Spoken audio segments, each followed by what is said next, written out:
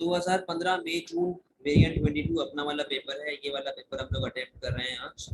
ठीक। Section B हम लोग अटेम्प्ट करेंगे। सेक्शन ए की जो कहानी है बेटा वो होता ये है कि हमेशा डिफरेंट आता है। आप 50 डेटा रिस्पॉन्स प्रैक्टिस कर लो, कोई फायदा नहीं। तो मैं एग्जाम से पहले आपको एक दो करवा दूंगा कि वो होते किस तरह के, ताकि आप लोगों को समझ आ जाए, वरना वो किसी काम के नहीं होते। अपने पास एक रफ कॉपी, पेन पेंसिल अपने पास रखिएगा। मैं यहाँ पर चीजें नहीं लिख रहा हूँ, मैं सिर्फ एक्सप्लेन करूंगा और आपने अपने साथ इसको नोट डाउन करना है। आ जाए। क्वेश्चन नंबर 2 का बी पढ़े पहले। Discuss how useful governments might find the concept of price and income elasticity of demand when setting economic policy. यानी कि usefulness of government for PD and wide. ठीक है, पार्ट ए पे आ जाए पहले, पार्ट बी पे आते हैं वापस।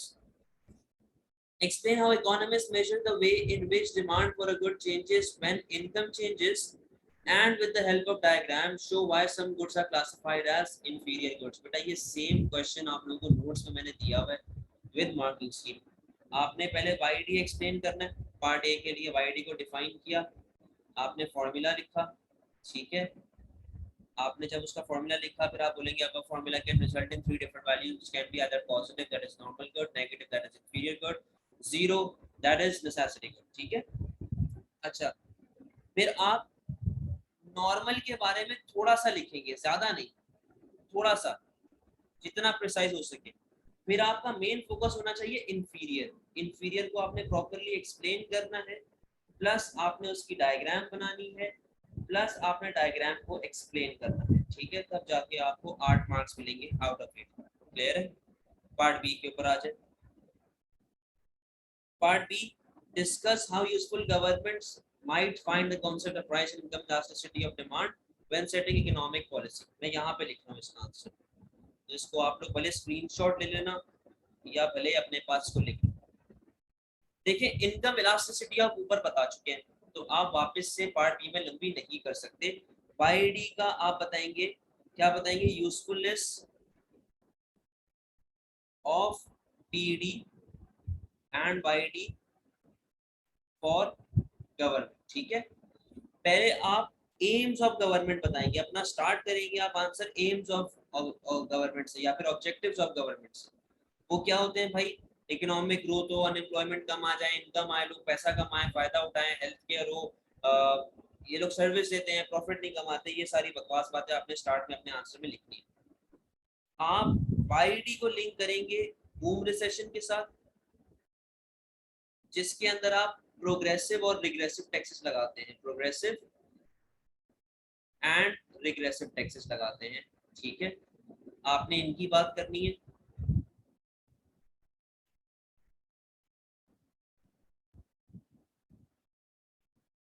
आपने इसकी बात करनी है।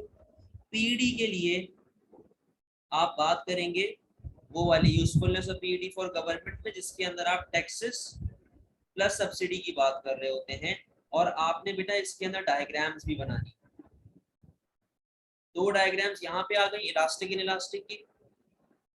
नॉर्मल गुड की डायग्राम भी भले आप छोड़ दें, आप इकोनॉमिक लाइफ साइकिल की डायग्राम बनाएंगे। यहाँ पर economic life cycle, growth, boom, recession, slump वाली डायग्राम बनाओगे। आपका पूरा यहाँ तक डिस्कशन हुई। एंड में आप कंक्लूजन देंगे कि यार पीडी इज ग्रेटर देन वाईडी। क्यों? आपको पता है सारी बातें। क्लियर है? इसका भले स्क्रीनशॉट ले लो जल्दी से, ताकि मैं अगले क्वेश्चन पे जाऊँ।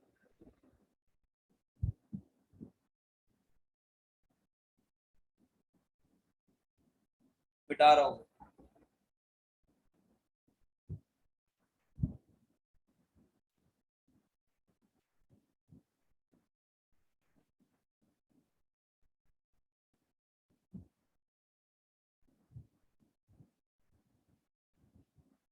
क्वेश्चन नंबर 3 पे है। Discuss why merit goods are undersupplied in a free market economy and consider the effectiveness of one policy to deal with this problem। ठीक है, यानी कि मार्केट फेलियर का सवाल है। बोलता है कि यार मेरिट गुड क्यों अंडर सप्लाइड होते हैं और पॉलिसी बता दो कि इसको किस तरीके से सॉल्व करें। Using examples explain the difference between merit good and public good and show why it is possible for profit to be made in the supply of one of these type of good but not the other. बेटा part A के अंदर आपने कुछ भी नहीं करना, सीधा सीधा सा आपने पहले मेरिट गुड के बारे में बताना है, फिर आपने पब्लिक गुड के बारे में बताना है। मेरिट गुड का आप बताएंगे कि भाई ये लेस प्रोड्यूस होता है। अच्छा देखो, पार्ट बी भी मेरिट गुड के ऊपर है। पार्ट बी भी मेरिट गुड के ऊपर है, तो ज्यादा लंबी यहाँ पे मत करना, यहाँ पे ज्यादा लंबी आपको किसके ऊपर करनी, पब्लिक गुड के ऊपर। Non excludable, non rivalrous, non rejectable, merit good beneficial for society, लेकिन लैक ऑफ नॉलेज की वजह से कम प्रोड्यूस होता है। यहाँ पे आप डिमांड कम वाली डायग्राम बनाओगे, यहाँ पर आप मेरिट गुड की डिमांड कम करके दिखाओगे, सही है, ये डी आ गया, सप्लाई आ गया, ये क्वांटिटी आ गई, आप इसको कम करके दिखाएंगे डी वन, सही है, ये इक्विलिब्रियम ऑफ क्लास बनेगा। अच्छा, यहाँ तक आपको मिलेंगे 5 से 6 मार्क्स। फिर क्या बोलता है, why profit is made in one of these goods but not the other. आप बोलेंगे कि यार मेरिट गुड जो होता है ना, ये प्राइवेट प्लस पब्लिक, यानी कि गवर्नमेंट भी साथ में दे रहा होता है, जबकि पब्लिक गुड सिर्फ और सिर्फ कौन देता है, तो गवर्नमेंट। गवर्नमेंट का एम प्रॉफिट कमाना नहीं होता, बल्कि उनका एम होता है सर्विस देना। जबकि यहाँ पर जो मेरे पास मेरिट गुड के अंदर प्राइवेट वाला बंदा है, इसका एम होता है प्रॉफिट कमाना, सही है। दूसरी बात बेटा, पब्लिक गुड के अंदर अपने पास फ्री राइडर प्रॉब्लम चल रही होती है। फ्री राइडर प्रॉब्लम का मतलब जो बंदा टैक्स पेयर है और जो बंदा टैक्स पेयर नहीं है, दोनों बेनिफिट उठा रहे हैं, समझे। तो ये आपका पार्ट ए जो है 8 मार्क का, यहाँ पे खत्म। Discuss why merit goods are under supplied. आप बोलेंगे लैक ऑफ नॉलेज की वजह से ये गुड जो होते हैं कम कंज्यूम होते हैं, कम कंज्यूम होते हैं तो कम प्रोड्यूस होंगे, कम प्रोड्यूस होंगे तो कम एलोकेट होंगे, as shown in the diagram below. जब इसने आपको बोल दिया ना अंडर सप्लाइड, तो अब आप सप्लाई कम करके दिखाओगे, डायग्राम के अंदर आपने सप्लाई को कम करके दिखाना है, ये गेम था। आप सप्लाई को कम करके दिखाएंगे। S1 क्वांटिटी देखें, इसके अंदर भी क्या हो गई है, Q से Q1 आ गई है, सही है। आपने ये बात उसको समझा दी। अब consider the effectiveness of one policy to deal with this problem. बेटा आप एडवर्टाइजिंग भी लिख सकते हो, आप सब्सिडी भी लिख सकते हो, लेकिन क्योंकि इसके अंदर सप्लाई कम करके उसने बोला हुआ है, तो मेरी रिकमेंडेशन है कि आप सब्सिडी की साइड लो, सब्सिडी की पॉलिसी बताना। लेकिन कंक्लूजन में आप लोग बोलना कि भाई advertising is also very important, it is more important than subsidy, क्योंकि असल मसला क्या होता है, लैक ऑफ नॉलेज का। सब्सिडी अच्छी है, क्वांटिटी बढ़ती है, लेकिन मसला क्या होता है कि हमारे पास लैक ऑफ नॉलेज का जो मामला होता है वो सिर्फ एडवर्टाइजिंग से सॉल्व होता है। ठीक है जी, कोई मसला यहाँ तक क्लियर है, बताएं जल्दी से। क्लियर है सर। हमजा,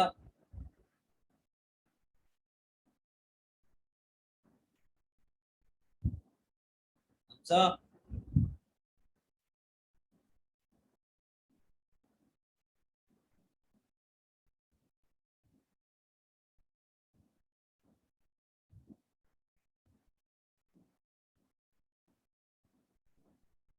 हमजा।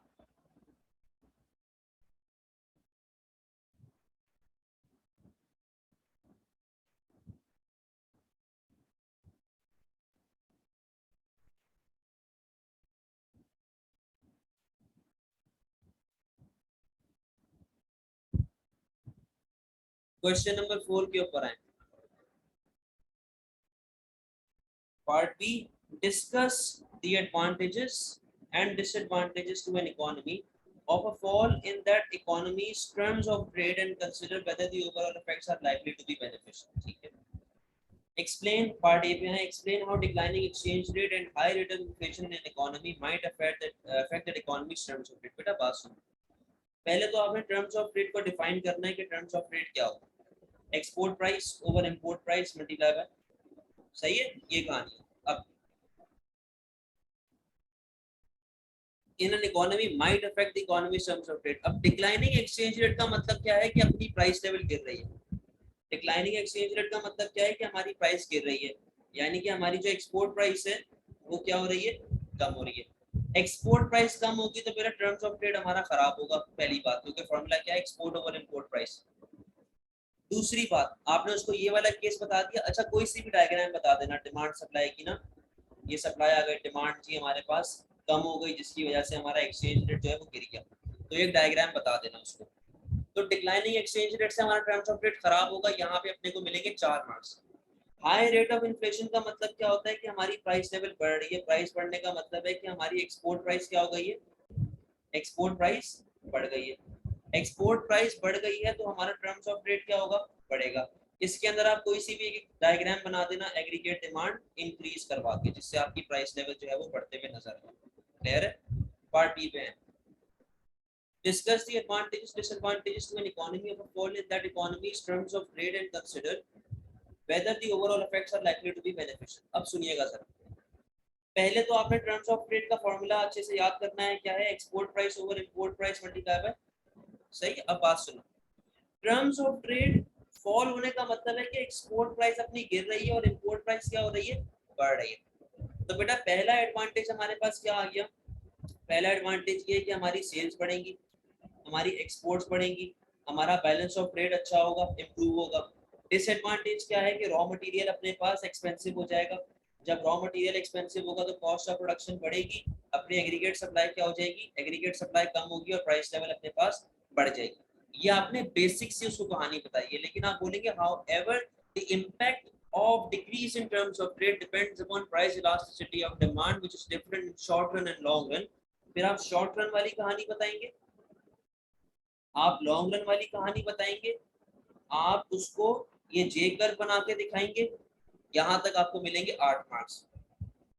कंक्लूजन में आप लिखेंगे कि यार according to Alfred Marshall theory, Alfred Marshall ने बोला कि यार डेप्रिसिएशन टू बी इफेक्टिव, यानी कि डेप्रिसिएशन ऑफ करेंसी जो हमारे पास होती है to be effective, it is always effective in the long run, क्योंकि हमारे पास पीईडी इलास्टिक होती है, हमारे पास जो है प्राइस लेवल जो है वो कम होना शुरू हो जाती है और सब्स्टिट्यूट से कम प्राइस हम लोग चार्ज कर रहे होते हैं। फिर आप ये बात बोलेंगे कि यार शॉर्ट रन में हमारे लिए नुकसान है अगर टर्म्स ऑफ ट्रेड हमारा गिरता है, लेकिन लॉन्ग रन के अंदर जाके हमारे लिए बहुत बेनिफिशियल है, हमारा बैलेंस ऑफ ट्रेड बढ़ेगा, इकोनॉमिक ग्रोथ आती है, एक्सपोर्ट्स बढ़ना शुरू होती है, उससे एम्प्लॉयमेंट जनरेट होगी हमारे पास। क्लियर है?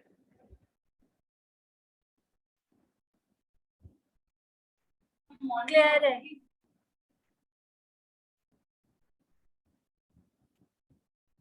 चले जी, अब आ रहे हैं हम लोग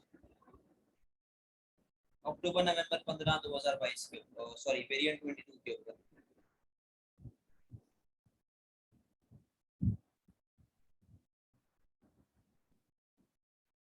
चलें, क्वेश्चन नंबर 2 का part B, explain the factors that might cause a fall in demand for chocolate and discuss the extent to which chocolate producers have the power to stop this fall in demand happening। बहुत बेकार सवाल, law of factors affecting demand का सवाल है। Part A पे आए, a study estimates that dark chocolate has a price elasticity of negative 0.8 and that white chocolate has a price elasticity of negative 1.4। explain how chocolate producers could change price to increase total revenue for each type of chocolate। बेटा price elasticity of demand का सवाल है, आपने सबसे पहले इसको define किया, आपने इसका फॉर्मूला लिखा, आपने बोला above formula can result in 5 different values which can be greater than 1 elastic, less than 1 inelastic, equals to 1 unitary, equals to 0 perfectly inelastic, equals to infinity perfectly elastic। पांचों बातें आपने लिखी, एक पैराग्राफ कंप्लीट हुआ, next paragraph पे आएंगे आप लोग। ये और ये वाली हमारे पास इलास्टिक है, ये वाली हमारे पास इनइलास्टिक है, ठीक है। आपने इलास्टिक को डिफाइन किया, आपने इलास्टिक के बारे में लिखा, आपने इलास्टिक का एक कर्व बनाया, प्लस उसको आपने लिंक किया टोटल रेवेन्यू कर्व के साथ। आप बताएंगे कि यार प्राइस कम होगी तो रेवेन्यू क्या हो जाएगा, बढ़ जाएगा इलास्टिक के अंदर। फिर आप इनइलास्टिक पे आएंगे, इनइलास्टिक के बारे में बताएंगे, आप बोलेंगे कि यार एक सादा सा कर्व बनाएंगे प्लस उसको लिंक करेंगे टोटल रेवेन्यू के साथ, आप बोलेंगे प्राइस बढ़ेगी तो रेवेन्यू आपका बढ़ेगा। इस तरीके से आपने बताना है। टोटल आपके पास कुछ 4 डायग्राम्स आ रही होंगी पार्ट ए के अंदर, ठीक है जी। पार्ट बी पे आए,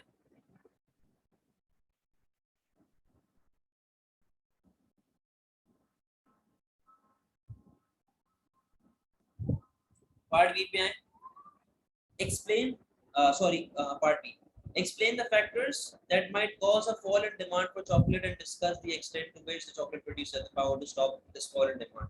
बेटा फैक्टर्स अफेक्टिंग डिमांड है, बेसिक से आपने बताया कि डिमांड की डेफिनेशन क्या होती है, willingness and ability, law of demand बता देना। आपने कोई से भी 2-3 फैक्टर्स लिखे जिससे आपके पास डिमांड फॉर चॉकलेट गिरती है। आप बोल देंगे कि यार लोगों की इनकम गिर गई, सही है। आप बोलेंगे कि यार हमारे पास जो है वो टैक्सेस, इनडायरेक्ट टैक्सेस गवर्नमेंट ने बढ़ा दिए, इनडायरेक्ट टैक्सेस गवर्नमेंट ने बढ़ा दी, इससे प्राइस कम हो गई, लोगों ने खरीदना छोड़ दिया, ठीक है। आप बोलेंगे कि यार चॉकलेट को छोड़ के लोग किसी और पे स्विच कर गए, यानी कि सब्स्टिट्यूट की प्राइस कम हो गई है, ठीक है। आप ये बोल सकते हैं कि चॉकलेट की प्राइस बढ़ गई है तो लोगों ने छोड़ दिया।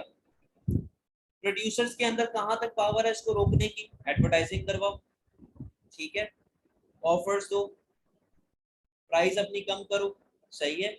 आप जो है क्या बोलते हैं गुडी बैग्स वगैरह दें, आप जो है वो कॉम्प्लीमेंट्स के साथ, जिस तरह यहाँ पे हमारे पास चॉकलेट है, मैं किसी आइसक्रीम वाले के साथ या मैं किसी मिल्क शेक वाले के साथ मिलके जो है वो एक कॉम्प्लीमेंट बना लूं अपना। सही है। फिर आप कंक्लूजन में लिखेंगे कि यार ज्यादा पावर कंज्यूमर के हाथ में नहीं है, ज्यादा पावर प्रोड्यूसर के हाथ में है to stop this demand from falling further more. क्यों? क्योंकि उनके पास एक्सटेंशन स्ट्रैटेजीज हैं, वो लोग नए नए फ्लेवर्स लेके आ सकते हैं, वो लोग एडवर्टाइजिंग करवा सकते हैं, वो लोग जो है बहुत पावर है उनके पास कि वो कस्टमर को अट्रैक्ट करवाएं अपने पास। ठीक है जी। क्वेश्चन नंबर 3 पे आए। Explain what is meant by the term money.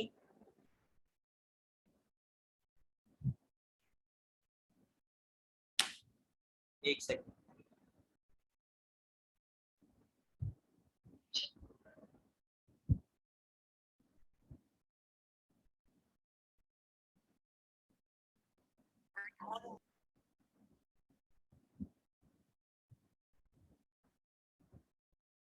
एक सेकंड।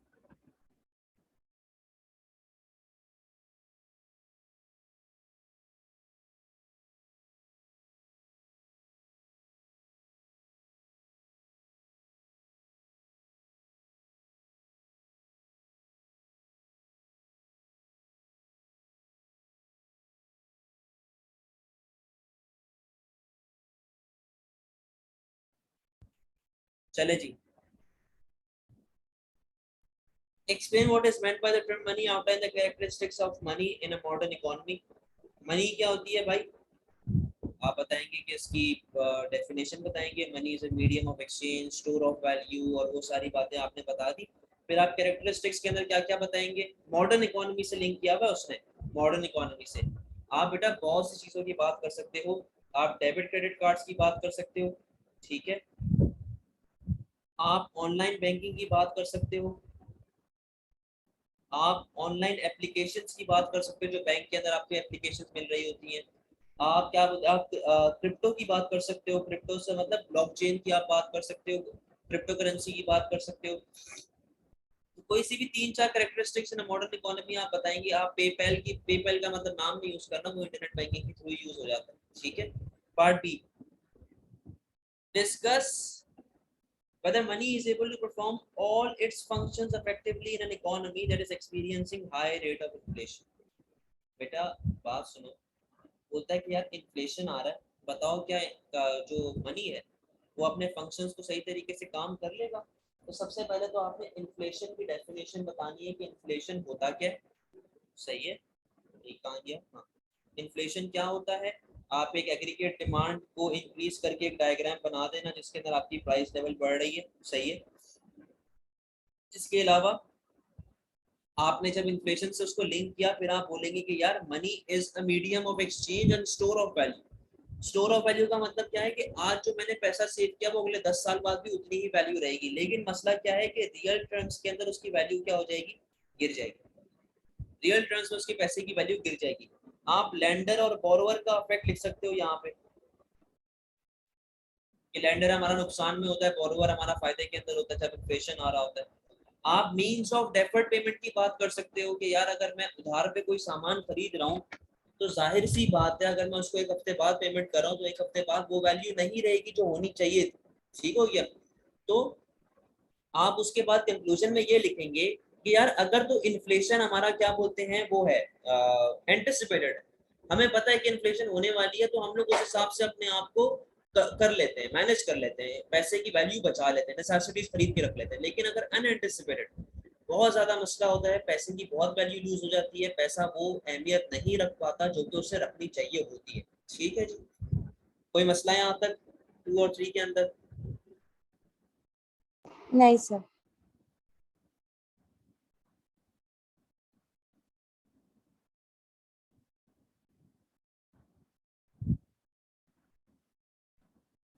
एक सेकंड।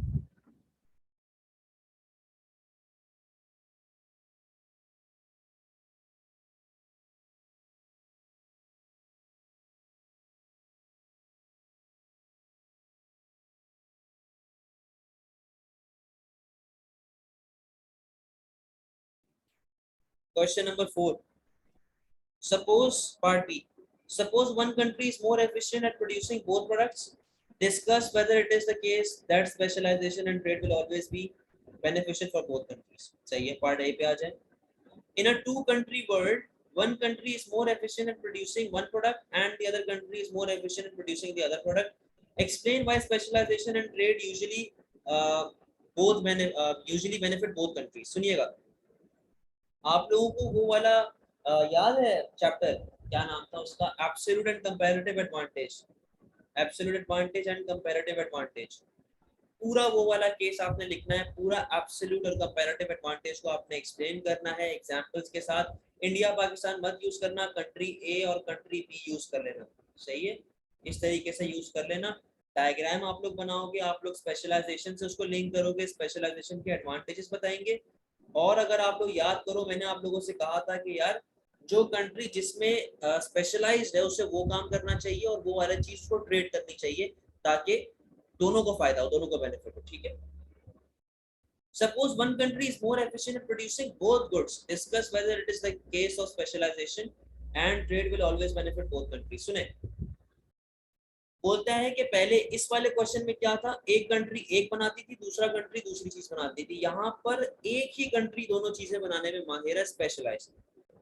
अब आपने बताना है, आप इसकी एग्जांपल इस तरह लेके चलना, कंपैरेटिव एडवांटेज भी एक ही कंट्री का अच्छा कर देना, एब्सोल्यूट एडवांटेज भी एक ही कंट्री का अच्छा कर देना. सही.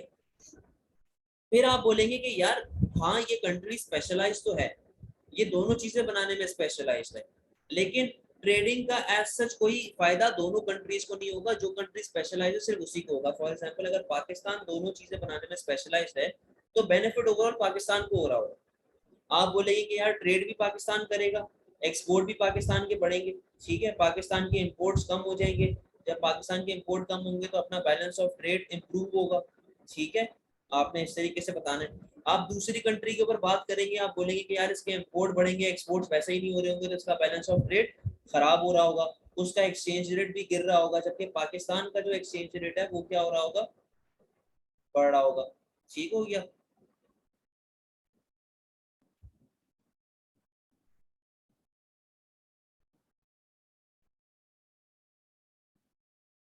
हाँ, दोनों को वो बेनिफिट नहीं करेगी. ठीक है. कंक्लूजन में आप बता देंगे कि यार बात सारी ये है कि देखो, अगर स्पेशलाइजेशन का प्रॉपर बेनिफिट उठाना है तो दोनों कंट्री को किसी ना किसी एक प्रोडक्ट के अंदर स्पेशलाइज होना पड़ेगा. लेकिन क्योंकि आप एक ही कंट्री दोनों प्रोडक्ट्स बनाने में स्पेशलाइज है तो एज सच कंपैरेटिव और एब्सोल्यूट एडवांटेज का स्पेशलाइजेशन का कोई हमारे पास बेनिफिट नहीं आ रहा हो. क्लियर है भाई?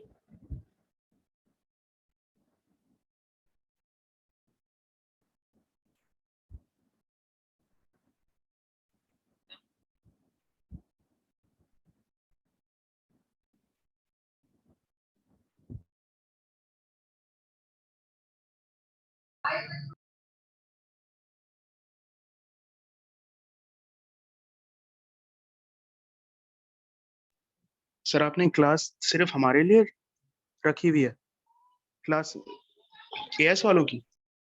बेटा जो मेरा ऑनलाइन बैच है ना, मैंने उसकी क्लास रखी थी, तो ये 2 स्टूडेंट्स हैं उसके अंदर, ये उनके लिए मैंने रखा था. ठीक है, वैसे भी मैं क्लास एंड कर रहा हूँ, 2 पेपर करवाने थे, दोनों करवा दिए मैंने. ठीक है भाई, चले. अच्छा सर, हाँ thank you sir, welcome. Allah Hafiz.